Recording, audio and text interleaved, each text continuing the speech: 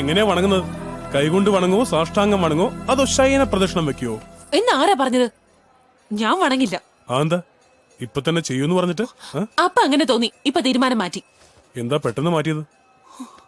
ഞാനൊരാളെ സ്നേഹിക്കുന്നുണ്ട്, പക്ഷെ അയാൾ എനിക്ക് ഒരിക്കലും കിട്ടില്ല. അവൻ ആരാണെന്ന് പറ, പിടിച്ചോണ്ട് ഒന്ന് കല്യാണം കഴിപ്പിക്കാം. ഞാൻ സ്നേഹിക്കുന്നത് അവൻ എന്റെ ശിഷ്യനാണ്, എന്റെ വാക്ക് നിരസിക്കില്ല.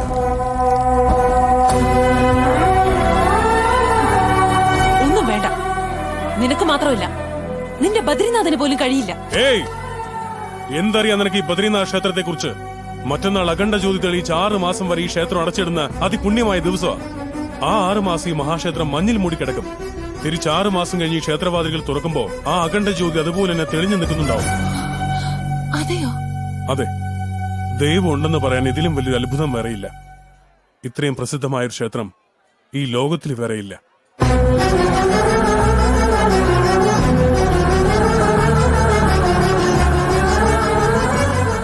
മറ്റന്നാൾ അഖണ്ഡ ജ്യോതി കണ്ട് നിന്റെ മനസ്സ് തുറന്ന് പ്രാർത്ഥിച്ചോളൂ. 6 മാസം കഴിഞ്ഞ് വീണ്ടും നീ ആ ജ്യോതി ദർശിക്കുമ്പോ നീ പ്രാർത്ഥിച്ചത് എന്തായാലും തീർച്ചയായും നടന്നിരിക്കും. സത്യമാണോ? അതെ, പക്ഷെ ഒരു കണ്ടീഷൻ. എന്റെ ബദ്രീനാഥന് ഇഷ്ടമുള്ള ബ്രഹ്മകമലം വെച്ചിട്ട് വേണം നീ ഉള്ളു തുറന്ന് പ്രാർത്ഥിക്കാൻ. എവിടെ കിട്ടുവാ പൂവ്? आओ मेरे साथ, चलो.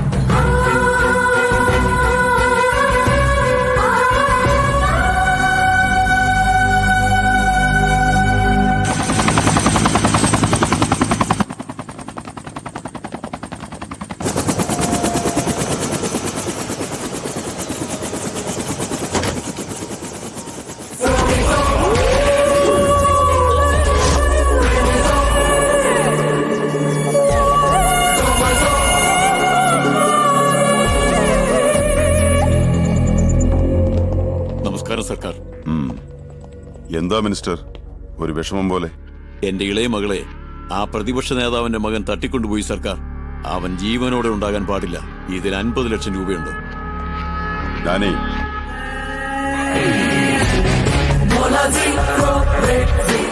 സോറി മിനിസ്റ്റർ, ലാൻഡ് സെറ്റിൽമെന്റ് ചെയ്യാൻ പറഞ്ഞു, ചെയ്തു. ആ കോൺട്രാക്ടറെ കൊല്ലാൻ പറഞ്ഞു, കൊന്നു. നിങ്ങൾക്ക് റവന്യൂ വേണമെന്ന് പറഞ്ഞു, മാറ്റി തന്നു. എന്നാൽ നിങ്ങൾ എത്ര കോടികൾ തന്നാലും പ്രേമ വിഷയത്തിൽ മാത്രം ഞാൻ ഒരിക്കലും ഇടപെടില്ല.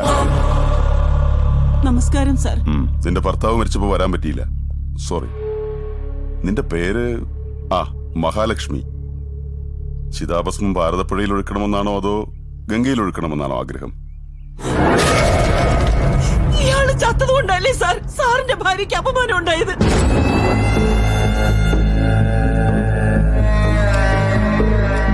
എന്താ ഉണ്ടായത്? എത്രയോ പേരുടെ ജീവൻ എടുത്ത ഒരു റൗഡിയുടെ ഭാര്യയാണെന്ന് പറയുവാൻ നാടാവുന്നില്ലേ? ഞാൻ ജീവനോടെ ഉള്ളിടത്തോളം ഈ നാവ് കൊണ്ട് നിങ്ങളെ അപ്പച്ചിയെന്ന് വിളിക്കില്ല. കൊന്നുകളഞ്ഞേക്കട്ടെ ഞാൻ അവളെ. അവളെ കൊല്ലണമെങ്കിൽ അത് നീ വരുന്നതിന് മുമ്പേ ആകാമായിരുന്നു സർക്കാർ. അപ്പൊ ഞാൻ തടഞ്ഞില്ലായിരുന്നെങ്കിൽ നമ്മുടെ മോൻ അത് ചെയ്യുമായിരുന്നു. ഏത് നാവുകൊണ്ടാണോ അവൾ എന്നെ അപ്പച്ചിന്ന് വിളിക്കില്ല എന്ന് പറഞ്ഞത്, അതേ നാവുകൊണ്ട് എന്നെ ജീവിതകാലം മുഴുവൻ അപ്പച്ചിന്ന് വിളിച്ചിരിക്കണം അവൾ. അതിന് എന്റെ മകൻ അവളുടെ കഴുത്തിൽ താലി കെട്ടിയിരിക്കണം. ഇതാണ് എന്റെ ആദ്യത്തെ ആഗ്രഹവും അവസാനത്തെയും. എവിടെ ഉണ്ടടാ അവൾ?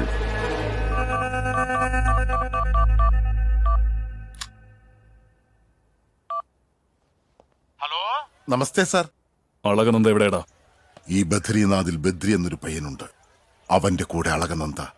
അമൃതം പൊഴിയണ രാത്രി, അവരുടെ തരളിത്ത രാത്രി എന്നുവെച്ചാ അവര് തമ്മിൽ പ്രേമത്തിലാണ് സാർ. ആരാടാ അവൻ? ഈ നവംബർ 15 ടെലികാസ്റ്റ് ചെയ്ത ചാനൽസും പത്ര റിപ്പോർട്ട്സും നോക്കിയാൽ മതി അവൻ ആരെന്ന് മനസ്സിലാകും.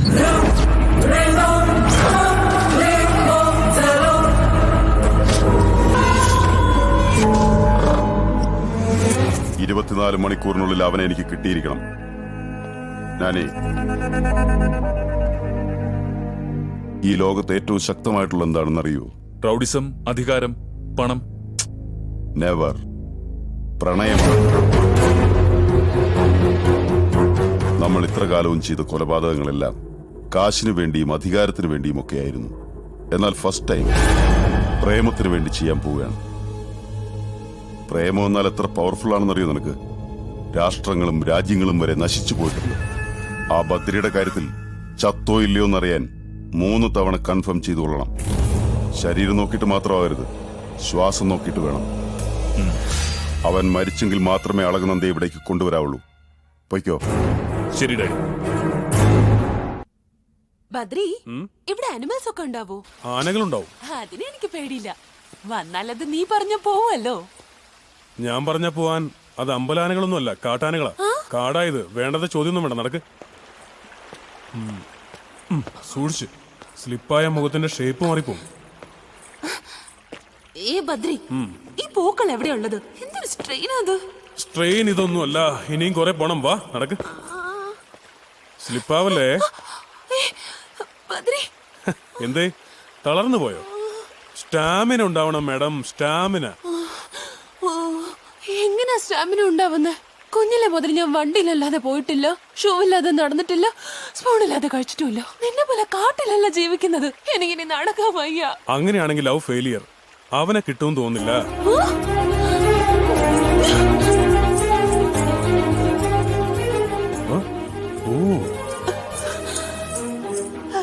Mister Badri. Yes miss Alakananda. എന്നാ അപ്പോഴേക്കും തളർന്നു പോയോ? സ്റ്റാമിന വേണം മോനെ, സ്റ്റാമിന.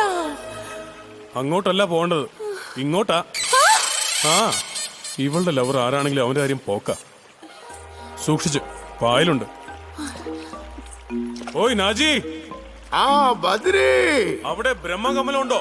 ഇവിടെ ഇല്ലടാ. ആ നീലകണ്ഠ പർവ്വതത്തിൽ ആവശ്യം പോലെ ഉണ്ട്. എന്റെ അമ്മേ, വാ നടക്ക്. ആ ബദ്രി, എനിക്കൊരു ഐഡിയ. അയാളുടെ കയ്യിലുള്ള പൂ എനിക്ക് തരാൻ പറ. ഞാനിത് കൊണ്ടുവച്ച് പ്രാർത്ഥിക്കാം. എങ്ങനെയുണ്ട്? നിനക്ക് വിശക്കുമ്പോ നീ കഴിക്കോ അതോ മറ്റുള്ളവർ കഴിച്ചാൽ മതിയോ? പ്രേമിക്കുന്നത് നീ, കല്യാണം കഴിക്കാൻ പോകുന്നത് നീ. പൂവ് നീ തന്നെ പറിച്ച് നീ തന്നെ വെക്കണം. വാ നടക്ക്.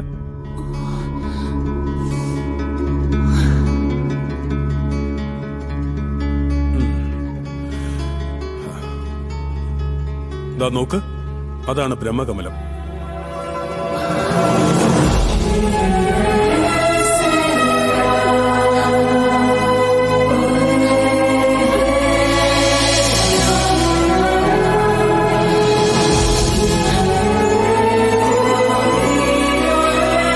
സൂക്ഷിച്ച്, അത് ഐസ് പിടിച്ചാ. സിറ്റിയിലുള്ള സിമന്റ് ബ്രിഡ്ജിനേക്കാളൊക്കെ ഇത് ശരിക്കും സ്ട്രോങ് ആ.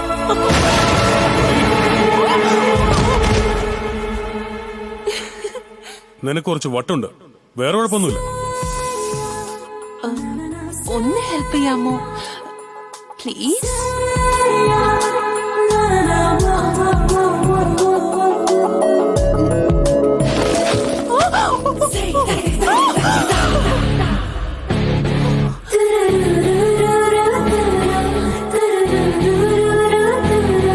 ഏയ്, എന്താ പേടിച്ചു പോയോ? പേടിക്കണ്ട, പിന്നെ ട്രൈ ചെയ്യും. ഞാൻ ഹെൽപ്പ് ചെയ്യാം. ഓക്കെ, ശരി.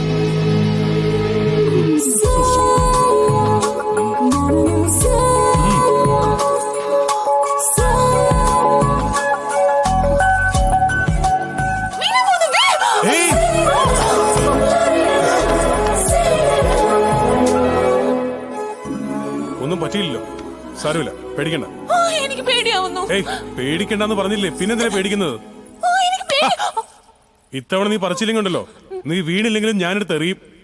ചെല്ല്, ട്രൈ ചെയ്യ്.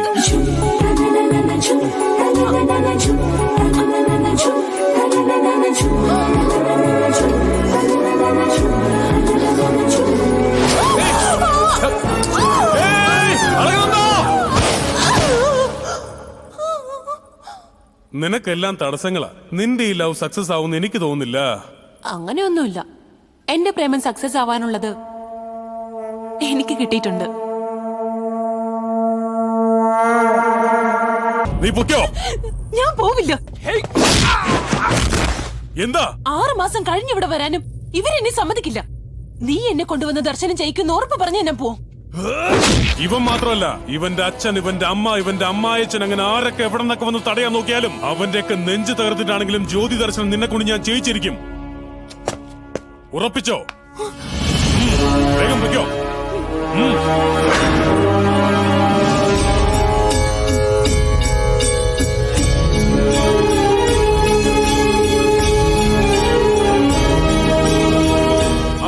नाम फूलों पर लिख दीजिए।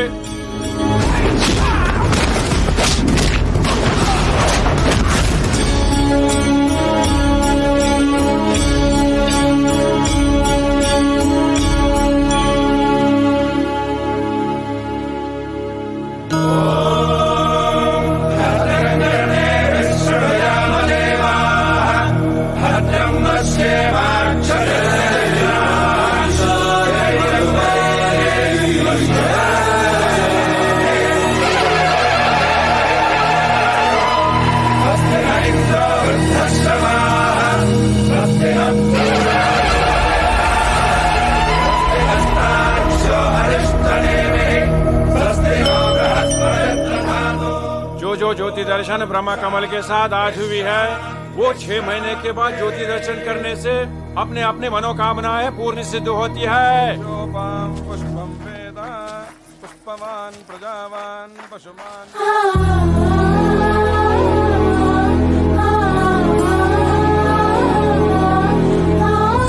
ഇത്രയും നാൾ ഞാൻ ഒരു ദൈവത്തെയും വിശ്വസിച്ചിട്ടില്ല.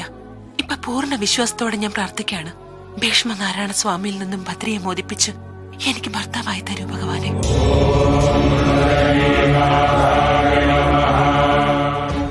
ഞാൻ ഇന്നോളം നിന്നോടൊന്നും ആവശ്യപ്പെട്ടിട്ടില്ല. ആദ്യ അപേക്ഷയാണ്. ബദ്രിയെ തക്ഷശിലയുടെ ആചാര്യസ്ഥാനത്തിരുത്തി എന്റെ ആഗ്രഹം പൂർത്തീകരിച്ചു തരണമേ.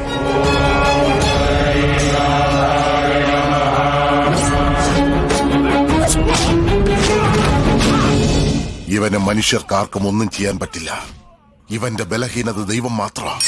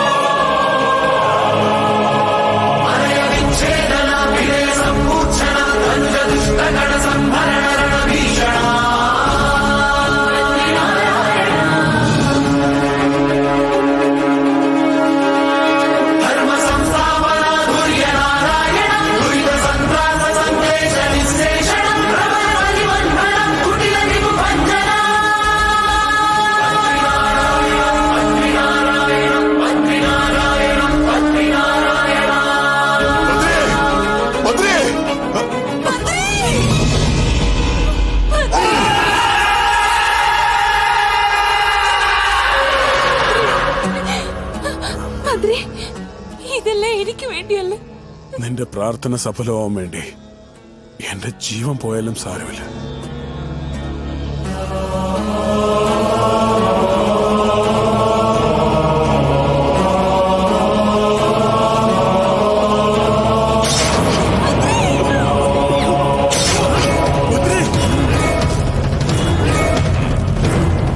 പേട്ടേന്ന് 2 പശുക്കളും ഒരു കിടാവും വന്നിട്ടുണ്ട്. എന്താണ് പറയുന്നത്? പശുക്കൾ എവിടെ? അത് പശുക്കൾ സാധു ജീവിയാണല്ലോ. അത് പാല് തരിയല്ലാതെ കടിക്കാറുണ്ടോ? അതുപോലെ പേട്ട അതുപോലെയാണ്. അതാ ഉദ്ദേശിച്ചത്. Okay okay.